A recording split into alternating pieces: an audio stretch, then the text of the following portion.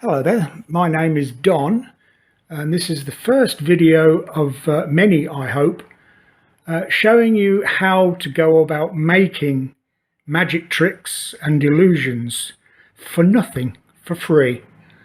When I say for free, what I mean is that they don't cost very much money.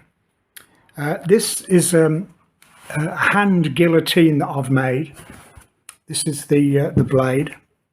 That's it. It's in the top like so, and then that will come walloping down like that. I'll show you exactly how I go about making it, giving you all the dimensions, all the sizes you need, how to go about making it. But it is made from just one sheet of 3mm cardboard, which costs me 80p or $1.50. So you could make something like this for a couple of dollars, £1 or £2. Costs very little money at all, and that will be the theme of all my videos, to make magic illusions for next to no money at all. Please subscribe to the channel, because that way you'll be informed when I put new videos up. There'll be 1 or 2 a week, I hope, from now on. So please subscribe. In the meantime, let's get on with how I made this. Okay, then let's make a start. I'm using 3mm thick cardboard. If you can get hold of 3mm thick, all well and good, but if not, it doesn't matter. You can stick smaller, thinner pieces of cardboard together. Cornflake packet cardboard is probably 1mm thick, so by sticking 3 pieces together you can make up the 3mm. Normally for something like this you would use plywood or MDF or chipboard, but of course cutting that is a problem. You'll need jigsaws, circular saws, saw benches, all kinds of machinery to cut. But with cardboard, all you need is a sharp knife. So with 3mm thick, that's as good a solid construction as you'll need. Then a knife is all you need, and a very sharp one at that. Okay, so what we need is 2 pieces. These are the largest pieces that you'll need for this project anyway. The size is 16 inches long, or 4.06 centimeters, okay, by 9 inches, or 2.8 centimeters. So 2 pieces that size, 9 inches by 16 inches. Okay, now out of these 2 you'll need to cut this shape out, this oblong shape out, and that's 10.5 inches or 2.67 centimeters by 5 inches or 1.28 centimeters. So 10.5 inches by 5 inches. And these are all very important dimensions for everything to fit and to work. So I've tried and tested these dimensions, and these work. Okay, so there, those 2 pieces. And then for a smaller piece, we need 6 inches wide, or 1.52 centimeters by 10.75, or 2.73 centimeters. Okay, so that's the size of the other piece. Now in this you'll need to cut 2 circles. Each circle is 3¼ inches in diameter. So you'll need to set your compasses to 1 5/8. Yeah, I think so. Or 82 millimeters. So 2 circles, one there, one there. Be very careful when you cut these circles out, because cutting into 3mm cardboard it's quite, you'll need to go round 3 or 4 times before you get the actual cardboard to cut out. Now the first circle is, where is it? 3/4 of an inch from the end. So from there to there, 3/4 of an inch, or 18mm. And for this one is 1 inch. So from there to there is 1 inch, 25mm. So measure up 1 inch and then your radius. Yeah? Got that? Okay. So, well, you've got all the dimensions. You can start the video if you get a bit lost. But they are the 3 main pieces of card that we need to start off with. So I'll go away and cut these circles out and these oblongs, and I'll come back and I'll show you the rest. So now you should have 2 pieces of card like that, with the piece cut out there and the 2 circles in the smaller piece like that. The 1 inch or 25mm gap at the bottom is the bottom, like that. 3/4 at the top, 1 inch at the bottom. So you know which way round it is really. So that goes there. Then what I've done is cut 2 pieces of card. Where are we? 1.5 inches wide, or 38mm, by 16 inches, same height as the main 2 pieces of card. So 1.5 inches by 16 inches, or 4.07 centimeters. Is that right? Something like that. I only really know feet and inches. So I glued one side on level with the edge of the card, the big card, the 1.5 inch wide.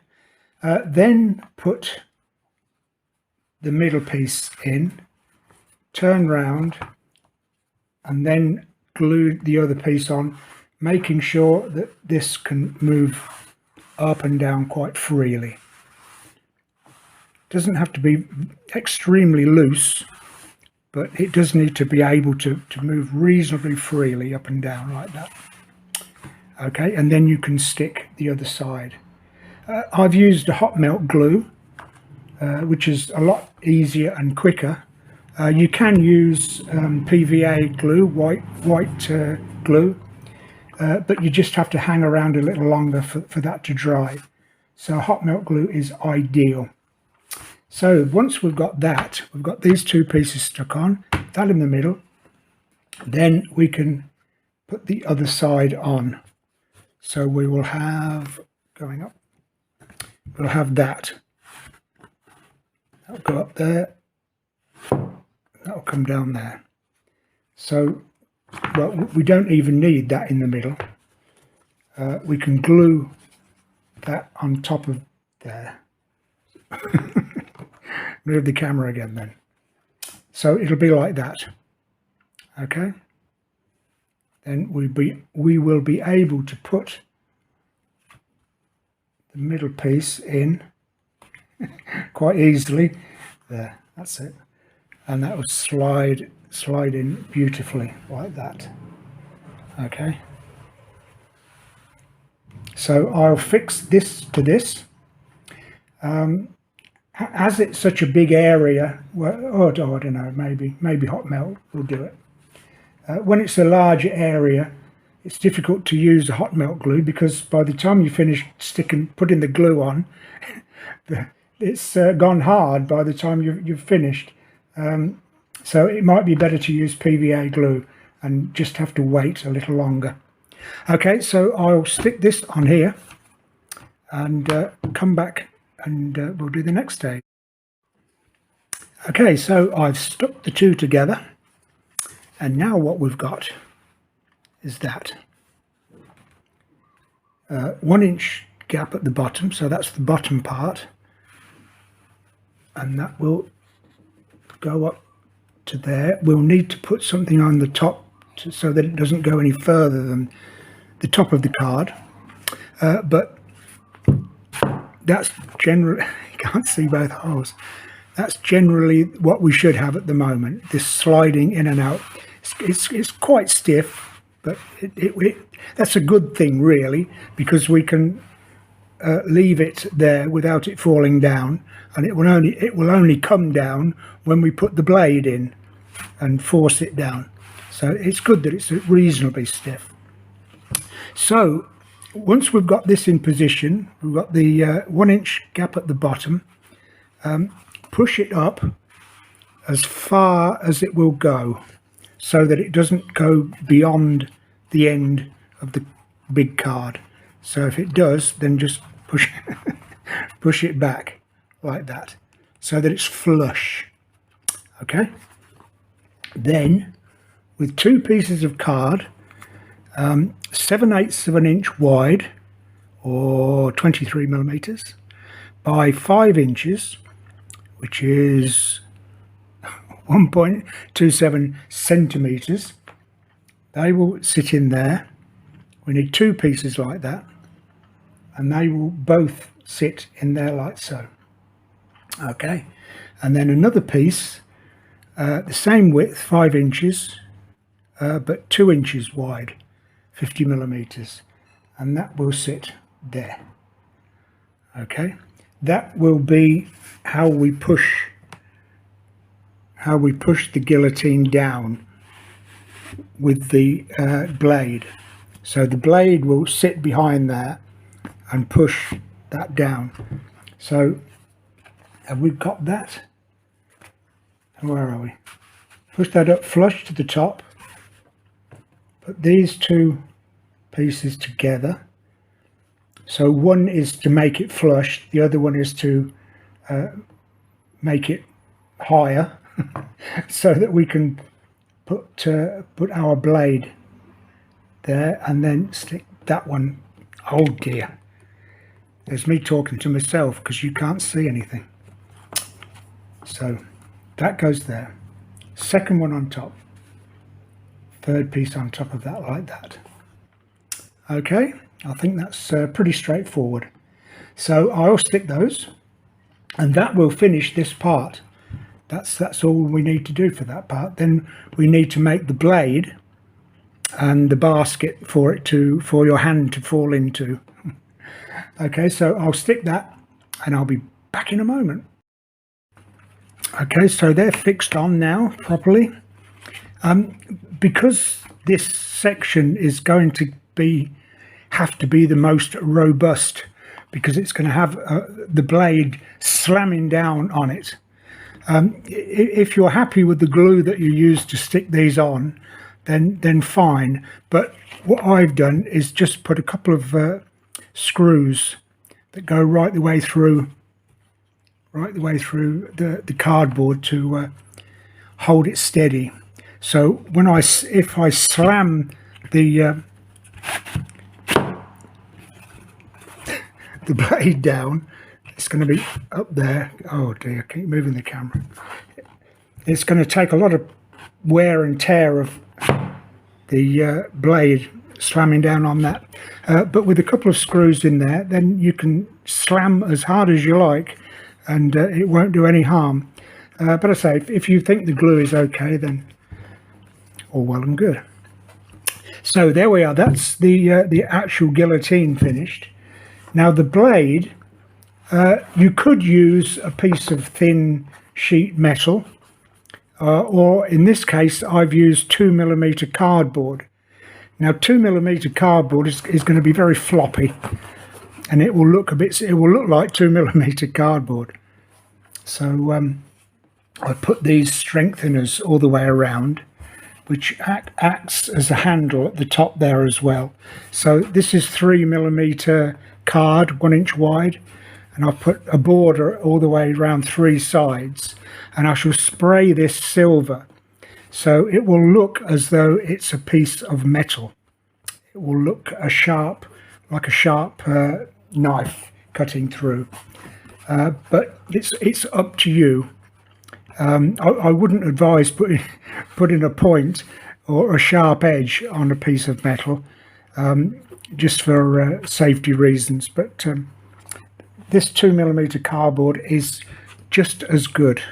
Okay, so that's the 13 inches by 13 inches, 13 inches square, which is, looking at his ruler, what's 13 inches? 3.32 centimeters. Is that right? Yeah, 3.32, 13 inches. So that will sit beyond. I need more than one camera. That will sit beyond the edge or the size of the width of the guillotine, so you will see the blade. You would do if I move the camera. You'll see the blade either side of the guillotine, and when it comes down, you'll see the handle there at the top. There, that's all the way down like that. So you've got this handle to hold on to. So I hope that explains everything. So guillotine, blade, all done. Now what we need is a stand for it to stand on, and a basket to catch the hand in. Now all the dimensions I've given you so far are important. You must follow those dimensions as I've given you them, otherwise the illusion won't work. But for this, it's up to you. You can have whatever size you like. I personally have made it 6 inches high. This is the basket on the front. You could actually use a basket, or you could use a black bag, or whatever you like, really. But I shall make it from cardboard, so that it's like that, and then the base of it will act as the base for the whole thing also, so it will stand alone. So the base will go there. These two pieces on the side there, if they're going to stand up, no. And then this piece on the front like that. So when they're all stuck in place, it will be a standalone, it will stand up on its own. That's what I'm trying to say. Okay, so I will do that, stick all that together. In the meantime, I will have to start painting it, because once it's stuck on the base, I won't be able to take this out, and I want this to be silver as well. So I'll take that out, spray it silver, put it back, paint all this black, and the basket black, and the stand. I may even put more of these screws up along the side there, but in general, just to make it look more theatrical, make it look nice. So I'll do that, okay, and spray the 2mm card silver. This will be black around the edge as well. I'll do all of that, come back and show you. Should be almost finished by then.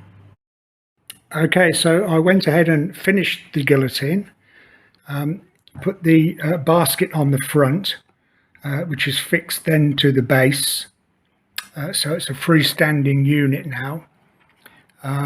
Painted the centre silver, and then all these misdirect things all around, so that people's attention are taken away from actually what is actually happening here.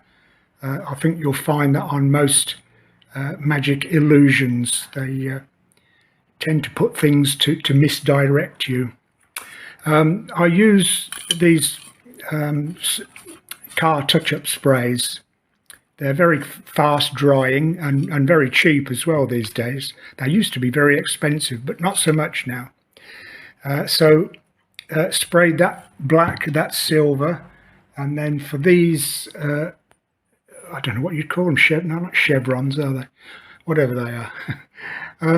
I used a thin card, a very thin card, cut to the width that I want, which is I think 1 inch in this case, and then measure along the top 1 inch, 2 inch, 3 inch, 4 inch, 5 inch, 6 inch, and then on the bottom 1/2 inch, 1.5, 2.5, 3.5, 4.5, and then cut accordingly. That will give you the right shape then for these danger marks. Okay, and I've done the same with the blade.